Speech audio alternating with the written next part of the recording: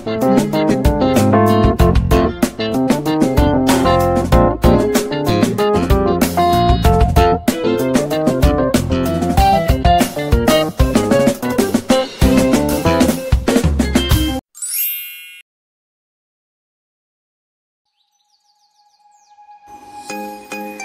semuanya, Assalamualaikum warahmatullahi wabarakatuh. Apa kabar? Kembali lagi ketemu dengan saya, Teacher L, dan kita akan belajar bahasa Indonesia. Sebelumnya saya ucapkan selamat datang kepada kalian yang baru menemukan channel ini. Dan untuk kalian yang sudah terbiasa belajar melalui channel ini, saya ucapkan terima kasih ya. Nah, hari ini kita akan belajar pembelajaran bahasa Indonesia untuk kelas 10 SMA. Materi apa yang akan kita pelajari? Hari ini kita akan belajar tentang teks eksposisi dengan kompetensi dasar ini, menganalisis struktur dan kebahasan teks eksposisi, serta kompetensi dasar keterampilan mengkonstruksi teks eksposisi. Oke, kita langsung saja. Tapi sebelum dimulai, saya mau bertanya dulu sama kalian. Ini gambar apa ya? Bukan itu yang mau saya tanyakan. Yang mau saya tanyakan adalah, apakah kalian pernah atau sering membaca koran? Nah, jika kalian pernah atau sering membaca koran, apakah kalian pernah melihat bagian seperti ini di dalam koran? Atau seperti ini? Kalau kalian perhatikan di gambar pertama, kita bisa melihat ada satu bagian itu yang bertuliskan editorial atau pendapat. Nah, kemudian di gambar yang kedua bisa kita perhatikan di sana adalah bagian tajuk rencana. Baik editorial maupun tajuk rencana di dalam sebuah koran, biasanya kalian bisa menemukan itu di sisi kiri. Ya enggak?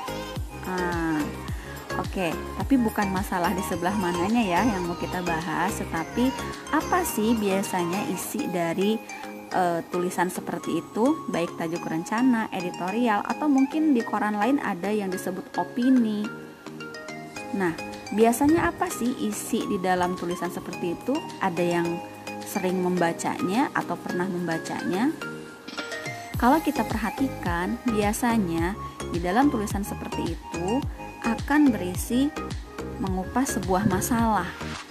Kemudian selain itu juga di sana akan banyak sekali argumentasi yang tentunya berdasarkan fakta, dan kemudian biasanya diakhiri dengan saran-saran atau ajakan. Nah, sekarang yang mau saya simpulkan adalah, jika kalian menemukan sebuah teks seperti itu, tulisan seperti tadi, yang di koran itu ada tajuk rencana, ada editorial, atau ada opini dan sebagainya. Nah, teks yang mengupas suatu masalah disertai dengan sejumlah argumen dan fakta-fakta serta saran atau dorongan dan ajakan-ajakan kepada suatu pihak atau halayak, maka sudah dipastikan teks seperti itu disebut sebagai teks eksposisi. Jadi apa itu teks eksposisi? Yap, teks eksposisi adalah teks yang mengupas suatu masalah disertai dengan sejumlah argumen dan fakta-fakta serta saran atau dorongan dan ajakan-ajakan kepada suatu pihak atau halayak.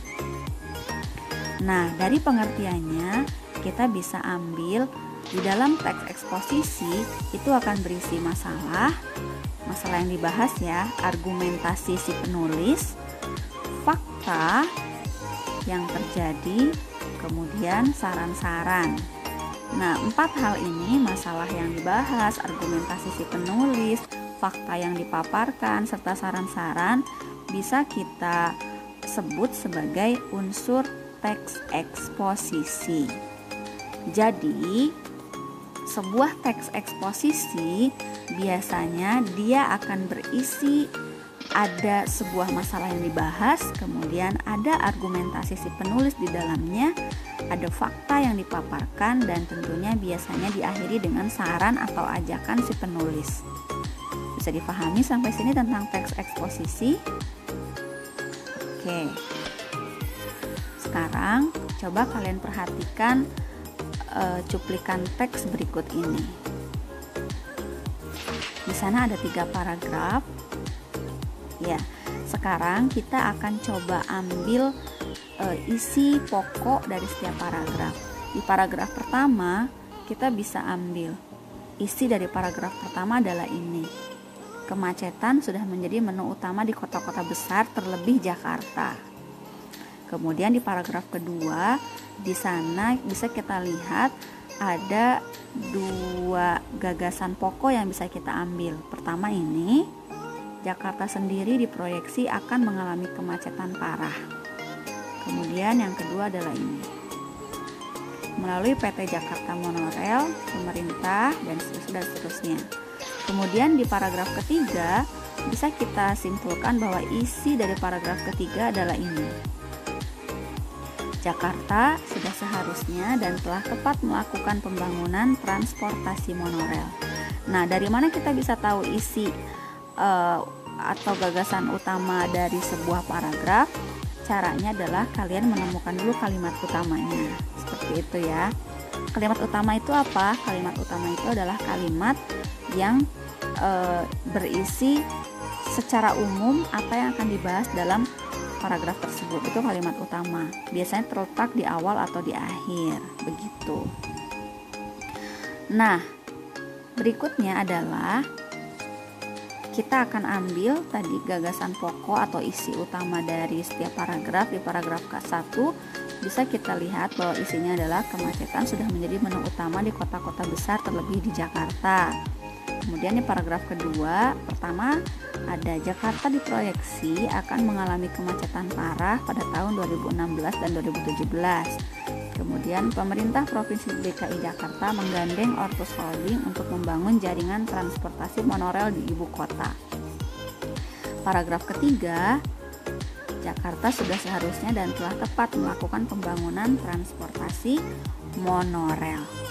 Nah, dari isi-isi setiap paragraf ini coba bisa kita perhatikan. Di paragraf pertama, di sana si penulis ingin memberitahu kepada pembaca bahwa dia ingin membahas atau akan membahas tentang kemacetan di Jakarta. Maka dia paparkan secara umum tentang kemacetan sudah menjadi menu utama. Nah, hal seperti ini dalam sebuah teks eksposisi bisa kita sebut sebagai tesis. Sedangkan di paragraf kedua, di sana ada 2 isi. Yang bagian pertama, Jakarta diproyeksi akan mengalami kemacetan parah pada tahun 2016. Kemudian yang kedua, pemerintah Provinsi DKI Jakarta menggandeng Ortus Holding untuk membangun jaringan transportasi. Kalau kita perhatikan, 2 kalimat ini memiliki jenis yang berbeda. Kalimat pertama itu bisa kita sebut sebagai kalimat opini. Kenapa? Karena di sana bentuknya adalah belum terjadi. Ya, masih prediksi. Kemudian yang kedua itu kalimat fakta. Kenapa? Karena kalimatnya sudah terlihat sangat pasti. Nah, bagian seperti ini di dalam sebuah teks eksposisi disebut sebagai rangkaian argumen. Kenapa rangkaian? Karena biasanya di dalam paragraf tersebut tidak hanya terdiri dari argumen saja, tetapi ada fakta. Bahkan biasanya argumennya tidak hanya satu, tetapi ada beberapa argumen. Nah, selain 2 kalimat ini bisa kita perhatikan juga ada kalimat pendapat ini dan kalimat fakta yang ini. Begitu. Maka di dalam teks eksposisi bisa kita sebut sebagai rangkaian argumen. Kemudian paragraf ketiga ini sudah bisa kita lihat, ini adalah saran seperti itu ya. Jakarta sudah seharusnya. Nah, ketika kalian menemukan tesis, kemudian rangkaian argumen dan penegasan ulang di dalam sebuah teks eksposisi, 3 hal ini merupakan struktur dari teks eksposisi. Artinya, sebuah teks eksposisi akan dibangun oleh 3 struktur tadi, yaitu tesis, rangkaian argumen, dan penegasan ulang. Apa itu tesis? Tesis merupakan pengenalan isu, masalah, atau pandangan penulis secara umum tentang topik yang akan dibahas. Jadi si penulis akan menyampaikan dulu nih isu yang akan dibahas di dalam teksnya, tapi dia secara umum gitu, mengenalkan dulu. Nah, apa itu rangkaian argumen? Rangkaian argumen itu merupakan serangkaian argumen, pendapat, dan penilaian si penulis terhadap tesis yang dibahas. Biasanya pada bagian ini disampaikan juga fakta untuk memperkuat argumen. Nah, kemudian penegasan ulang biasanya berisi kesimpulan atau saran-saran dari penulis terhadap isu yang dibahas. Itu tadi tentang struktur teks eksposisi. Jadi, apa saja struktur teks eksposisi? Yap, yang pertama tesis, kemudian rangkaian argumen, dan penegasan ulang. Nah, kemudian selanjutnya, karena sebuah teks eksposisi itu menu utamanya adalah rangkaian argumen, maka di dalam sebuah teks eksposisi akan banyak kita temukan kalimat-kalimat argumentatif. Apa itu kalimat argumentatif? Yaitu kalimat yang berisi argumentasi. Nah, karena dia banyak menggunakan kalimat argumentatif, maka biasanya kalimat argumentatif akan dibangun oleh jenis-jenis kata perujukan, kemudian verba mental, kemudian konjungsi kausalitas, dan konjungsi temporal. Seperti itu. Bisa dipahami ya. Nah, kemudian selain konjungsi temporal, konjungsi kausalitas, verba mental, kata perujukan, sebuah teks eksposisi juga akan banyak menggunakan kata teknis dan juga kata persuasi. Maka 6 jenis kata ini adalah kaidah kebahasaan dari teks eksposisi. Jadi, apa saja kebahasan teks eksposisi? Yap, verba mental, konjungsi temporal, konjungsi kausalitas, kata perujukan, kata teknis, dan kata persuasi. Lalu, apa sih yang dimaksud dengan jenis-jenis kata tadi? Kita akan bahas. Yang pertama adalah verba mental, konjungsi temporal, dan konjungsi kausalitas. Verba mental. Kalau kemarin di teks observasi kalian mungkin pernah mendengar istilah verba material, nah maka di teks eksposisi akan banyak menggunakan verba mental. Verba mental ini ibaratnya seperti lawan dari verba material. Nah, apa itu verba mental? Yaitu kata kerja yang menyatakan kegiatan abstrak sebagai bentuk aktivitas pikiran. Jadi verba mental itu kata kerja, tetapi kata kerjanya itu tidak bisa dilihat gitu oleh panca indera. Jadi dia memang aktivitas sebuah pikiran, perasaan, seperti itu. Nah, contohnya seperti memperhatikan, memahami, menggambarkan, berkeyakinan, meyakini, berpikir, memikirkan, menyimpulkan, mengagumi, menduga, dan sebagainya.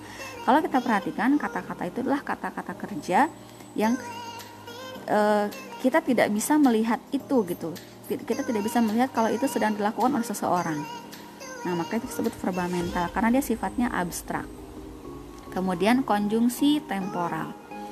Nah, konjungsi temporal ini adalah kata sambung yang menyatakan hubungan temporal atau urutan waktu atau perbandingan dan pertentangan. Contohnya seperti kata-kata kemudian, berikutnya, selanjutnya, setelah itu, sebelumnya, akan tetapi, namun, dan sebagainya. Nah, apa itu konjungsi kausalitas? Konjungsi kausalitas itu kata sambung yang menyatakan sebab akibat. Contohnya seperti kata jika, maka, oleh karena itu. Nah, kalian bisa lihat di sana contohnya ya. Baik, selanjutnya kata perujukan, kata teknis, dan kata persuasif. Apa itu kata perujukan? Yaitu kata-kata yang menyatakan untuk merujuk kepada sesuatu. Nah, kenapa ini banyak digunakan di dalam teks eksposisi? Karena di dalam sebuah teks eksposisi seperti tadi saya bilang akan banyak menyatakan argumentasi dan itu harus dibuktikan dengan fakta-fakta. Maka kata perujukan ini akan banyak sekali kita temukan. Contohnya, seperti apa sih kata perujukan itu? Contoh pertama, menurut beberapa penelitian, menurut itu adalah kata perujukan karena dia akan merujukkan sesuatu kepada hal yang lebih kuat, seperti itu. Berdasarkan data yang dirilis oleh, berdasarkan itu adalah kata perujukan. Hal ini merujuk pada hasil evaluasi. Merujuk itu sudah jelas. Kemudian kata teknis ini sudah pernah kita bahas di dalam teks observasi, yaitu kata atau kelompok kata yang penggunaannya terbatas pada bidang tertentu yang menjadi topik. Kemudian kata persuasif. Nah, persuasif itu kan secara harfiah artinya itu ajakan secara halus ya, mengajak. Nah, kata persuasif ini akan kita temukan di dalam sebuah teks eksposisi karena tadi kita bisa lihat salah satu struktur teks eksposisi adalah penegasan ulang dan biasanya berisi tentang saran-saran. Nah, saran-saran itu saran, ajakan, dorongan, sugesti. Hal-hal seperti itu biasanya akan menggunakan kata-kata persuasif. Contohnya, pemerintah sebaiknya segera merealisasikan rencana. Nah, sebaiknya ini adalah kata persuasif ya. Seharusnya pembangunan transportasi umum ... Nah, seharusnya adalah kata persuasif. Alangkah baiknya itu adalah kata persuasif. Seperti itu. Itu tadi tentang kebahasaan teks eksposisi. Lalu, bagaimanakah langkah-langkah menyusun sebuah teks eksposisi? Ketika kalian mau menyusun sebuah teks eksposisi, maka yang pertama kali harus kalian lakukan adalah menentukan topik yang akan dibahas. Misalnya topiknya mau apa? Mau pendidikan kah? Mau kesehatan? Mau lingkungan? Mau sosial, hukum, budaya, atau politik? Nah, kalian tentukan itu. Kemudian yang kedua, kalian menyusun kerangka tulisan. Nah, kerangka tulisan ini harus disusun berdasarkan struktur. Tadi kita sudah tahu struktur eksposisi adalah permasalahan, rangkaian argumen, dan penegasan ulang. Maka kerangka yang kalian susun harus mengikuti strukturnya. Misalnya di pengenalan masalah atau tesis, kalian mau mengenalkan apa masalahnya, seperti itu ya. Kemudian argumentasi yang mau kalian sampaikan apa saja tuh kalian susun dulu kerangka seperti itu. Kemudian kalian mengumpulkan bahan. Nah, bahan di sini maksudnya apa? Bahan sebagai tadi fakta-fakta untuk memperkuat argumentasi kita. Setelah itu kalian mempertimbangkan pembaca. Ini pembacanya untuk siapa aja nih, begitu ya. Nah, kemudian baru langkah terakhir adalah kalian mengembangkan menjadi sebuah tulisan yang utuh. Itu tadi tentang kebahasaan, struktur, dan langkah-langkah menyusun teks eksposisi. Terakhir, kita akan simpulkan pembelajaran hari ini, yaitu kesimpulannya adalah bahwa teks eksposisi adalah apa tadi? Masih ingat? Ya. Teks eksposisi merupakan teks yang mengupas suatu masalah disertai dengan sejumlah argumen dan fakta-fakta serta saran atau dorongan dan ajakan-ajakan kepada suatu pihak atau khalayak. Struktur sebuah teks eksposisi biasanya dibangun oleh tesis, rangkaian argumen, dan penegasan ulang. Kemudian selain itu, teks eksposisi juga memiliki kaidah kebahasaan, verba mental, konjungsi temporal, konjungsi kausalitas, kata perujukan, kata teknis, dan kata persuasif. Baik, itu tadi pembelajaran kita hari ini tentang teks eksposisi. Semoga kalian bisa memahaminya dengan mudah ya. Dan tentu saja nanti kalian bisa membuat sebuah teks eksposisi. Itu saja yang saya sampaikan. Terima kasih banyak untuk kunjungannya ke channel saya. Sekali lagi semoga kalian bisa lebih mudah memahami materi hari ini. Dan tentunya saya menunggu kalian kembali untuk datang di channel saya. Sampai jumpa di pertemuan selanjutnya. Dadah.